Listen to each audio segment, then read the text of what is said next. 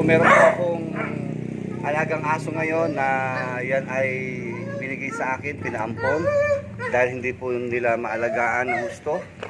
Ayan, isa po siyang Belgian na aso, ayan o. Kaya ang payat na siya. Almost, ayan o. Hello. Ang bait-bait niya.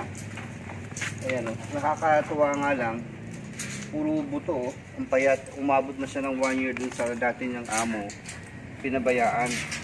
Ngayon, ako naman ang mag-aampon sa kanya. Okay? So, tingnan natin after mga ilang buwan kung ito po ay tataba. Ang lakas niyang kumain, kaya walang problema. Ayan. So, may lahi siya, ang bait. Di ba? Kaya, ano, palalakihin natin siya. Okay? So, ayan, yung ating bago, hindi ako mahilig mag-alaga ng aso, pero tatry ko na ito yung patatabain.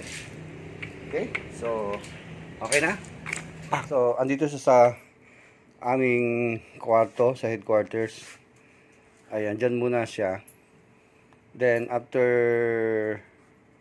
mamayang hapon, babalik kami. Dyan muna siya ngayon. Pagdating ng umaga sa kahapon, doon siya sa labas. Ayan. Kasi hindi ko pa siya nabibilan ng kulungan. Okay ba, partner? Oo. Ayan.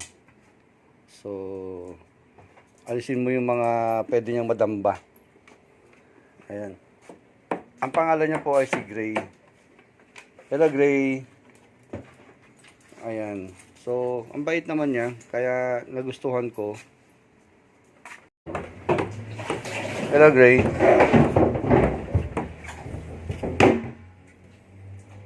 Mabait siya. Saka, malakas siyang kumain.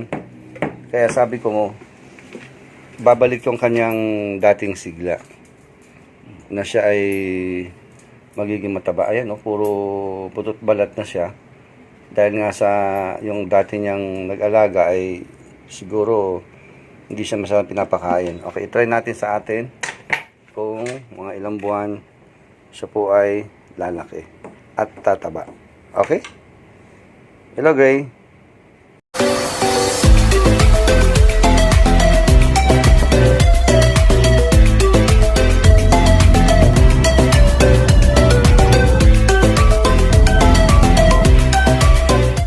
Hello, day 4 ni Gray ngayon.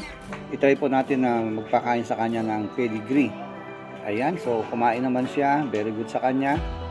At ang, ayan, pinahinuman ko ng ating alalay. Ayan, so very good. At tataba na siya. So ito po yung pedigree. Pwede pala sa kanya ang kumain ito. So imimix muna natin para masanay po siya ng konti. Hello. So ito yung day 3 ni Gray. Ang maganda sa kanya, hindi siya umihi, hindi siya kumain kanina. So ito pa lang oh. Unang dali. Ayan mo yun. Ayan, ngayon pa lang sa iihi. So ang galing.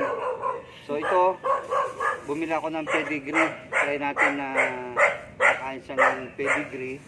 Pero syempre, ayan, may inihanda na akong pagkain niya. Okay, try natin. Imimix ko to para at least hindi naman siya ang kanyang pagkain. Try natin. Tapos lalagyan natin ng pedigree. Pag okay na siya dito sa pedigree, itutuloy-tuloy na natin to. Ayan. Mura lang naman ang pedigree. Okay. Lagyan natin ng konting tubig. Ayan.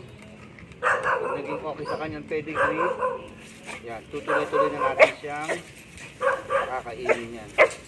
Dali lang. Ano mo yung dali oh. Ano yata kumain. Okay.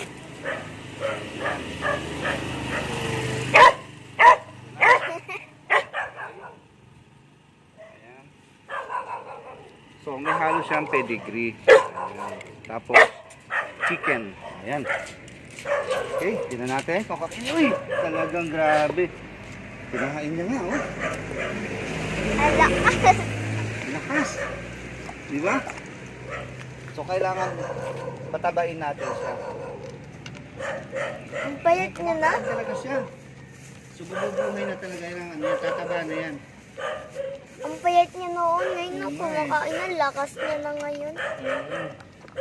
Abo, ubos.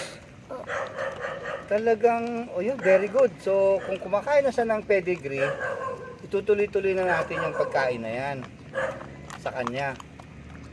Ayan, very good. Talagang kumakain na siya. Very good na. Ayun. So, itutuloy-tuloy na natin yung pagkain niya ng pedigree. Nasarapan siya. Oo, masarapan siya. Okay, ubos. Unti lang yung Ubus. natira. Grabe. Alam, sinamot pa niya. Sinamot. Bigyan mo naman ng tubig. Ayan, si ate. Yan ang magpapakain sa'yo. Lagi nagpapainom. Oh. Yeah. Oh, ang bait niya oh, kahit sa bata. Ayan. Patatabain natin siya. Tapos yan. Okay? Ayan. Maganda sa kanya kahit bata oh. 'Di ba? Chicano. Ayaw na uminom? Yan, mamaya papakainin natin siya uli para hindi mabigla. So, okay na pala siya.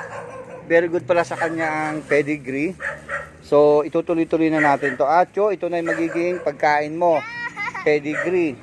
Babalik na yung iyong dating sigla. Uy! Tinapon niya yung tubig. Ayan. So, dito sa aming lugar, maraming magpapakain dito na mga kasamahan ko. Saka maraming bata. O, ayan. Okay? So, masigla na siya. Iwan muna natin si Gray. Okay, bye-bye na. Okay.